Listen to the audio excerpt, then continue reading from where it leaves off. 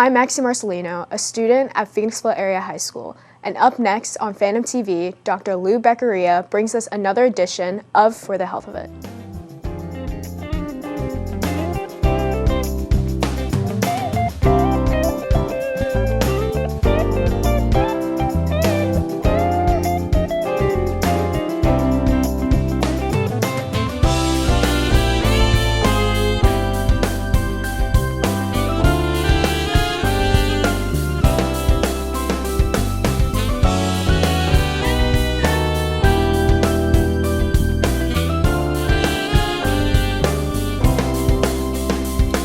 Hello and welcome to For the Health of It. I'm Lou Beccaria, your host, and thanks for tuning us in. The abuse of substances, as we all know, is one of the biggest social problems in America today. It has many ramifications and a high cost in human capital, such as the destruction of families, marriages, and lives in general. Likewise, it creates a heavy economic cost of our society due to its effect on production, employment, and more. What we, the average citizen, are not often aware of is that substance abuse is not a moral or a character defect, as much of the society would have us believe. It is, at its fundamental base, a disease of the mind. In this realm, the topic of our show today is the science of substance abuse as a brain disease. To talk about this extremely important angle of substance abuse is Dr. Deni Carise, a clinical psychologist and a world-famous substance abuse expert who has spent the last 30 years creating a better understanding of the disease of substance abuse. Dr. Carise is the Chief Scientific Officer of the Recovery Centers of America and a consultant to our local Phoenixville area substance abuse residential treatment community known as the Manor of Hope. Along with Dr. Carise is also Steve Killelea, the dynamic founder and CEO of the Manor of Hope, whose own family has been severely affected by substance abuse. Steve has been on a mission to revolutionize how we in America think about substance abuse and how it is treated as a long-term journey.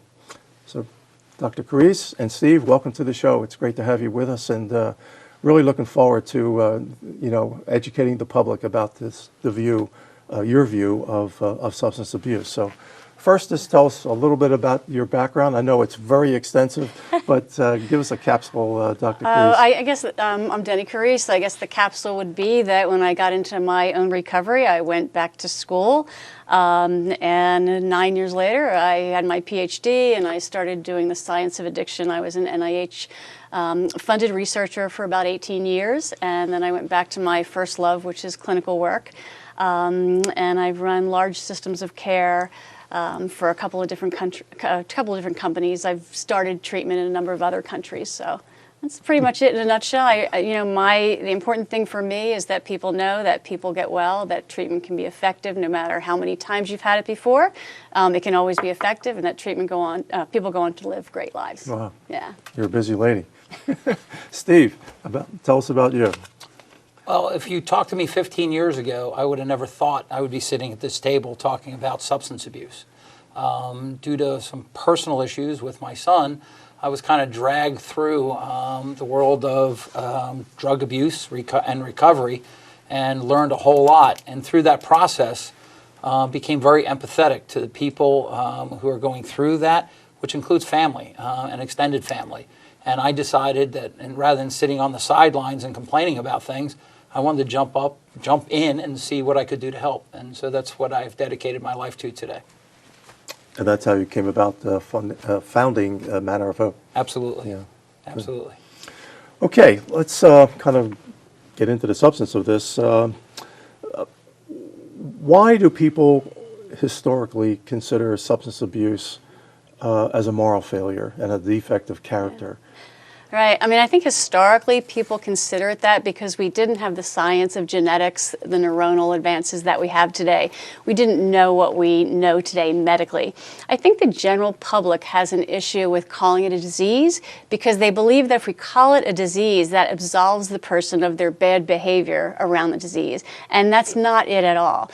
Calling it a disease is because it's got these genetic components, It's not like sickle cell or cystic fibrosis diagnosis. There's one gene, it turns it on, and you definitely have it. There's many multiple genes, but it's also important to know that genetics is not destiny. It doesn't mean you're going to have it. So there's genes responsible for whether or not you're likely to become addicted, how hard you find it to quit, whether or not you're likely to try drugs for the first time. So it's very complex. And I think that, the issue of it being a moral failing really dates back to a time when we didn't have the science we have today. Mm-hmm. Yeah.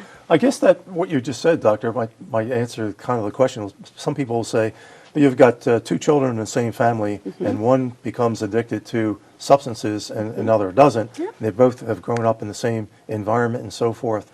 But I guess the answer is their brains were just wired differently? Their brains are wired differently. I have even had identical twins. One had schizophrenia and one did not in my training earlier in years. So they both had the exact same genetic makeup.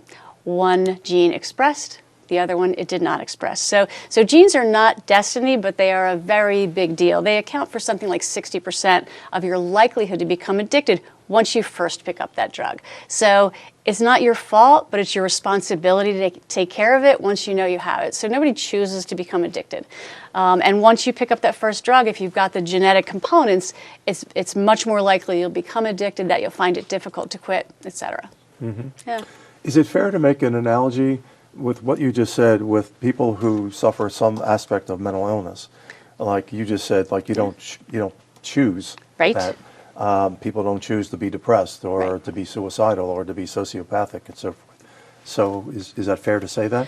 I think it's fair to make the analogy. We always want to acknowledge that somebody has to voluntarily typically take the drug first, but what happens after that is very similar. Yeah. Mm-hmm. So what happens, Dr. Carise, to the brain when you become addicted to a certain substance, whether it be alcohol or some form of drugs? Yeah. So there's a whole kind of a sequela of events that happen that interplay with your environment, with your family, with your genetics and whatnot. The brain, I mean, pretty much whether it's eating a great chocolate cake, having, frankly, great sex, experiencing the bliss of the birth of a baby, it all comes down to, on a very gross level, a very general level, as an explosion of dopamine in the nucleus accumbens. That is your pleasure center. And they've done studies on rats where they can self-administer, stimulation to that part of the brain, and they will do it to the exclusion of eating, sleeping until death. So it's an incredibly strong area of the brain. What happens when you take the drugs is that it releases the dopamine. Now, some drugs release twice as much dopamine as any of those other things I talked about that occur naturally. The bliss of a baby being born, eating the chocolate. So it releases double the amount of dopamine, okay? So your body is not primed for that. It's not, ready to do that. Well, what about the drugs that can release up to 10 times as much of that dopamine? What happens are a couple of things. The brain stops developing its own dopamine because you're flooding it with dopamine from the outside. Your neurons might stop receiving. Your receptors might wither because there's, this flood of the drug and your brain's trying to deal with it. And then there's the issue of, frankly, it pains me to say this, but we were not meant to feel that good. We were not meant to feel this, a measure of 900 basal dopamine, scores in the brain when the everyday experience is about 200 at best, When you quit doing that, there's a whole group of things that happen that you have to readjust to that. Your brain has to readjust. There are periods of anhedonia or sadness, or there's craving for the drug, because you can imagine anything that's that rewarding is going to make you want to go back to it. Mm-hmm. Yeah. That tremendous amount of, I'll call it over-application of dopamine that you just described, at that level, does it affect other aspects physically of a person? I mean, can it be damaging to somebody's health otherwise if you use the 900 versus 200? Yeah. So it can be damaging to all different areas, and that's just the you know, that's just the neurotransmitter that we know the most about, that's most impactful. There's dopamine D1 and D2 receptors. There's all different, you know, things going on that are, you know, more highly scientific that we won't go into. But some of the things that happen is that, I mean, there's biological and there's behavioral things that happen, of course. When you feel that great, you just want to feel that great again. It's just natural. You know, that's why people eat a lot of sugar. That's why people like tobacco. It's why people like, you know, caffeine and donuts and, you know, and it makes you want to do it again. You know, think of that times 10. Now, when you put your body in that kind of a state, there's a number of things that are going to happen. Your own neurotransmitters are going to be depleted because your brain's sending the signal, oh, we don't need to make that neurotransmitter. There's tons of it here already, right? Okay. So then when you stop using the cocaine or the amphetamines or whatever your drug of choice is, you really have a deficiency, you know, of that dopamine, and you're going to have to go through a time period where it's tough to feel pleasure in everyday things. At the same time, some of the things that come along with that high level of dopamine and the high, for example, from amphetamines, mean that you're probably not eating right. You're not sleeping right. You're not taking care of your teeth or your body in all different ways. Mm-hmm. So you're going to see a lot of other medical issues. Yeah. Okay. Wow. That's awesome information. We're going to have to take a break right now. Please stay with us, folks. We're going to take a break for a commercial, and when we come back, we'll hear more from Dr. Carise and from Steve Killelea. Stay with us. We'll be right back.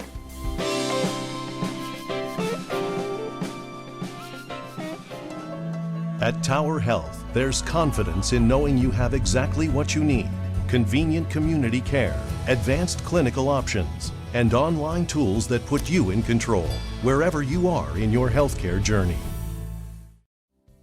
Hello everyone, I'm Tamala Luce, the President and CEO of the Phoenixville Community Health Foundation. The For the Health of It TV shows are a wonderful way for the Foundation to support health education and wellness promotion throughout the greater Phoenixville community. In doing this, we are happy to continue the program sponsoring partnership between our foundation and the Phoenixville Hospital Tower Health. On behalf of the foundation, the shows will continue to be produced and hosted by Lou Beccaria. We'll have new shows airing frequently that will cover many health topics of interest to you, your family, and your neighbors. In many cases, our guests will be medical experts who are doctors and others connected with the Phoenixville Hospital. Other times, we'll have guests who are specialists from around Chester County. We'll cover healthcare topics ranging from new techniques in various surgical procedures, information on healthy lifestyles such as exercise and nutrition, and valuable information on various diseases and injuries and how to treat and prevent them. So I invite you to continue to tune in regularly every Monday, Wednesday, and Friday at 10 a.m. in the morning and at 6:30 p.m. in the evening on Channel 28. I guarantee you it will be time well spent. Hi, I'm Kate Reek, a student at Phoenixville Area High School. Coming up right now on Phantom TV is For the Health of It with Dr. Lou Beccaria. Hello everyone, and welcome back to For the Health of It. For those of you who are just tuning in, we have the pleasure today of talking with Dr. Deni Carise and Steve Killelea about the subject of substance abuse and how it is really a brain disease and not a failure of character. So, can addiction be cured, Dr. Carise? It's a great question. Can addiction be cured like an appendicitis or like a broken bone? No. Absolutely not. You know, and I used to see this all the time when I was working with a therapeutic community where parents would drop their kids off. And, you know, it's kind of, you know, it was this feeling of like, okay, great, you take, I'll be back in 30 days, it'll be all fixed. It's not like that. It's a chronic medical disease like diabetes, hypertension, asthma. Those also have no cures, right? But the goal is always self-management in the community with as little medical intervention as keeps the person healthy. Mm-hmm. So for somebody with type 2 diabetes, you want them to diet and exercise. If they need insulin, you want them to see the doc when they need a refill, but to be able to manage their disease in the community. It doesn't just go away like an appendicitis. Same thing for substance use disorder treatment. You want somebody to get through a safe, complete detoxification. You want to get them the services they need, whether that's medications, psychosocial therapy. You want to give them as long of a treatment as possible, and you want them to be able to manage their disease while in the community. Yeah. So it's a lifelong journey. It's a lifelong journey. you've got to buy into this recovery for your lifetime. Yeah. Yeah. Yeah. So what are the treatment options that might be available for somebody who decides that they want to get off this train? Yeah. Boy, the good news, the bad news is, as you know, we're in the middle of an epidemic in this country. The good news is we have never had so many avenues of treatment. So there's detoxification, which usually should typically be done in a residential setting. The detoxification process from alcohol or benzodiazepines like Valium or Xanax, those can be deadly. You can die from withdrawal of those drugs. Heroin, what I typically say is you will want to die, but you probably won't die from withdrawal of that, but it should still be done under close medical care. So there's detoxification, which is just the start of getting the body healthier. There's residential or inpatient treatment where somebody may stay 30 days, 21 days, whatever. There's no magic in that number. It's typically like an insurance number, yeah. frankly. But what I love about residential care is that it's a time where you can get medical checkups, psychiatric care, all different groups. You get 10, 12 hours of therapy a day. I mean, think of how long that would take you in an outpatient setting. Yeah. But the reality is that that is just the start. It is really just the beginning. What you really need is longer term care. So there's intensive outpatient, which is typically 3 hours a day, 3-4 days a week. There's traditional outpatient, 1 or 2 hours a week. And then there is recovery housing. There's peer recovery supports. The more you can wrap around somebody all of these different services at the correct level that they need at that time, including medications that are for substance use disorder treatment, the more likelihood they have of getting well and going on to live their life for their dreams like a lot of us have. Yeah. Now, Steve, let me just turn it back to you.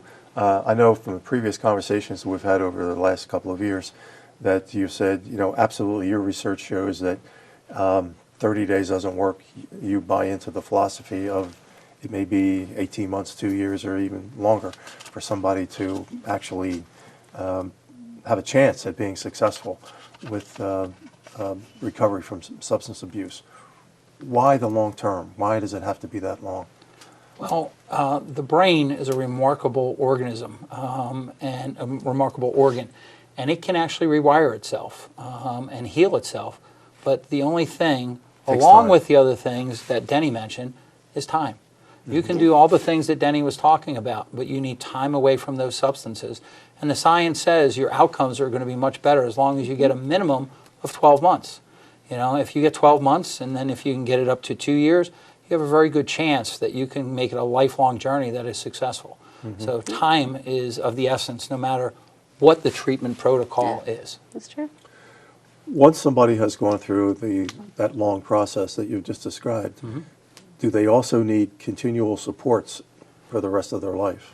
Yes, not as intense as they do in the beginning years, but for it's just like anything. When you have a problem, to have adequate support around. And there's programs out there, whether it be AA or NA or Refuge Recovery, things that people are doing, or like-minded people who have similar issues that, as Deni said, the problem never goes away. Right. And there are going to be times in your life where you have that urge.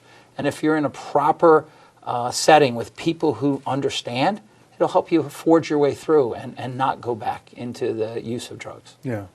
Okay. Dr. Carise, how about medication-assisted treatment? Yeah. Can you explain about that, or are there other variations of that?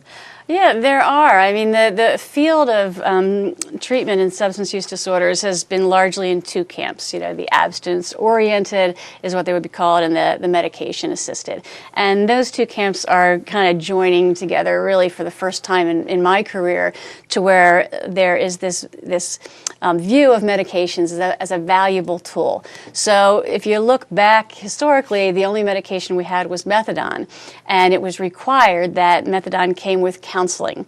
And I think it's always better to pair a medication with some kind of psychosocial counseling service. It's definitely the ideal. Just like I wouldn't give a diabetic insulin without talking to them about their diet or exercise or what they can do in addition to the medication, right? There are medications that will decrease craving for alcohol or opioids. There are medications that keep you kind of at a steady state in the with your opioid disorder. And most of the medications are for opioid use disorder. Some for alcohol, nothing on the horizon for cocaine or amphetamines. But there's medications that support you in all manner of different ways. And I think it's important, you wouldn't hold somebody's insulin because they're not exercising or dieting. So we don't want to hold a medication that can be helpful to people. Right now, we're in the business also of saving lives. People do not, I actually had a friend go out and use one more time, and she overdosed and died not knowing there was fentanyl in the cocaine. She had 3 years in recovery. This happens all the time. So right now, with the lethality of the substances out there, with not knowing what's in any of your drugs, with fentanyl being laced in cocaine and amphetamines now, we want to keep people alive, and the medications help us do that, as well as helping transition people. Yeah.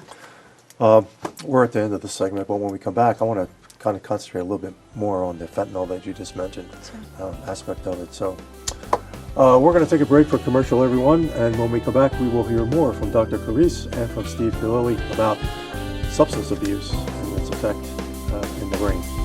Stay with us.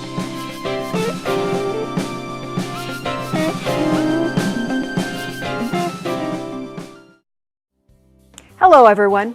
I'm Tamala Luce, the President and CEO of the Phoenixville Community Health Foundation. The For the Health of It TV shows are a wonderful way for the Foundation to support health education and wellness promotion throughout the greater Phoenixville community. In doing this, we are happy to continue the program sponsoring partnership between our foundation and the Phoenixville Hospital Tower Health. On behalf of the Foundation, the shows will continue to be produced and hosted by Lou Beccaria. We'll have new shows airing frequently that will cover many health topics of interest to you, your family, and your neighbors. In many cases, our guests will be medical experts who are doctors and others connected with the Phoenixville Hospital. Other times, we'll have guests who are specialists from around Chester County.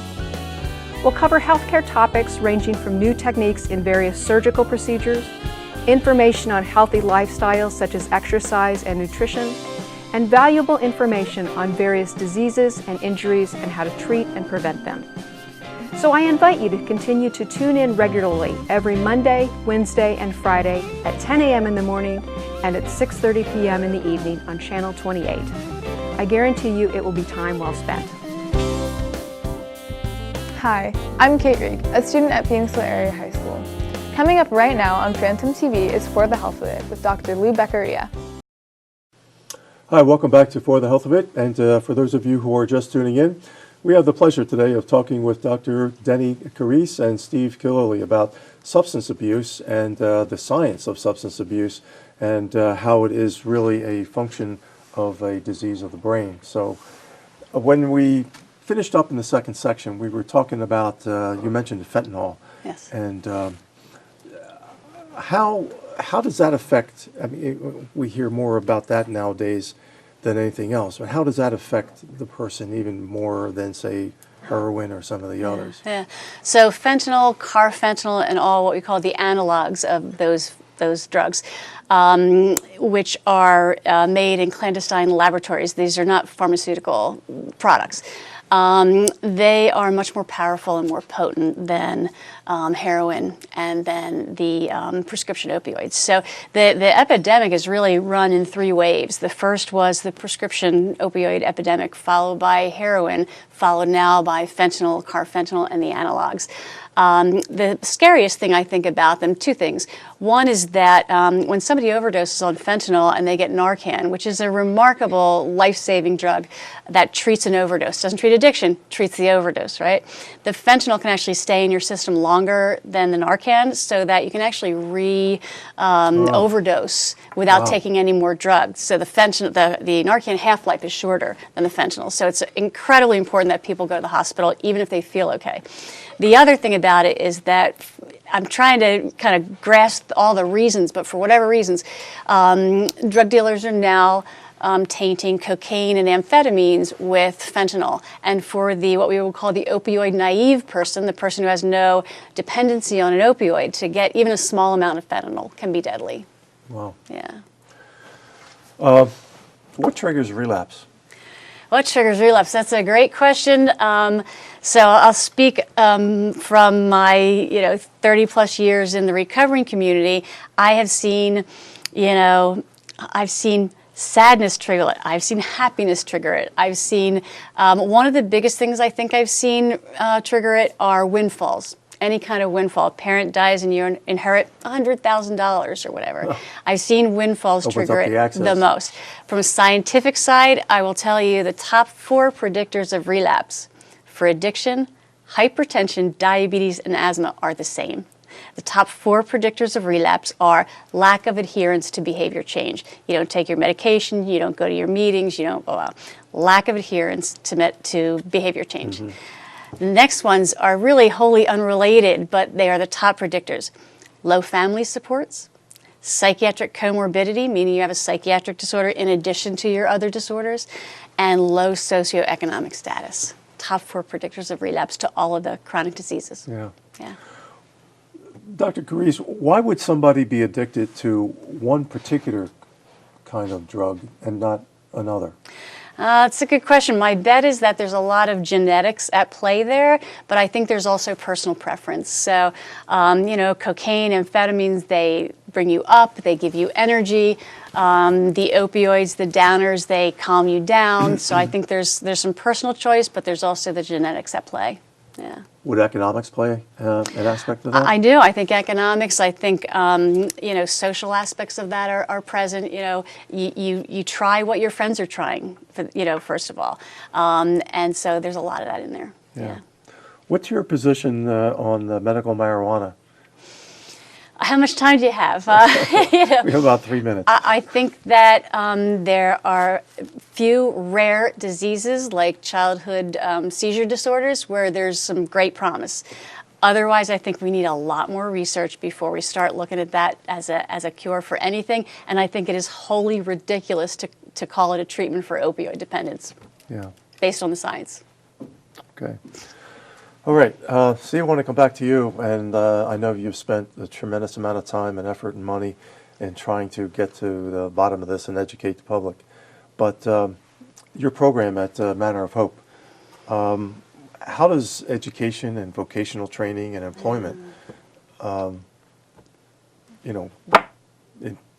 is it involved in your treatment approach? It's huge. And why is it so important? It's huge because all of the young men that walk through our doors have very low self-esteem. They've gone through events in their life that have just made them feel really bad about themselves. Most of them have had a very difficult time getting jobs and actually maintaining those jobs. And many of them just don't have any skills because they've spiraled out of control such that they don't get an education, they don't get job training. And then it's very difficult to actually get a job. Many of the guys have criminal records because of their drug use.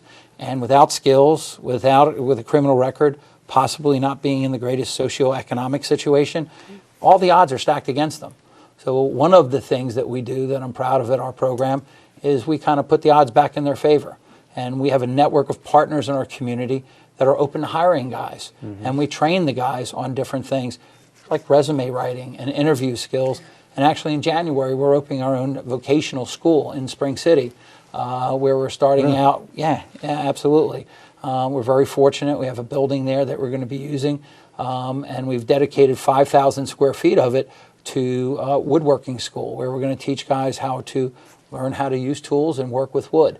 And the program is scheduled to expand well beyond that into IT and many other areas. But as of January, we're going to do that. And then the guys don't have the obstacle of having to convince somebody to hire them. It's already there, and this school is going to exist not only for the Manor of Hope guys, but everybody else in the world of recovery where they can come and get trained so they can become productive human beings out in the work world. So you're building those supports that Dr. Carise talked about outside this process. Recovery is multifaceted. And, we're just an adjunct, Dr. Carise and a great program at Recovery Centers of America get things started. And then they kind of hand them off to somebody like us and other good programs out in the community where we continue the work. None of us can help people by themselves. It's really, You've heard the term, it takes a village. Well, recovery, it does take a village. Yeah. It's a good way to end. Dr. Carise, Thank you. Thank you very much. It's been really, really, really instructive. Appreciate it. Of course, I admire you for what you do, and Thank you. continued good luck for the further development of Manor of Hope. So thank you Thank both you. for being here. Thank you Liv. so much. Well, that's about all the time we have, folks, for the show today. I truly hope that you've found that your time you've spent here understanding the science of substance abuse as a brain disease to be very helpful. I'd like to thank our sponsors for the show. Our sponsors have been the Phoenixville Community Health Foundation and the Phoenixville Hospital Tower Health. Also want to thank those who helped us put on the show. I'd like to thank Art Carucci, who is the faculty person who runs the TV production studio and is the director of the show, along with the students who actually work in the control room and behind the cameras to bring the show to you. I'm Lou Beccaria. It's been my pleasure to be your host. And remember, folks, if you're healthy, you're wealthy. I'll see you next time.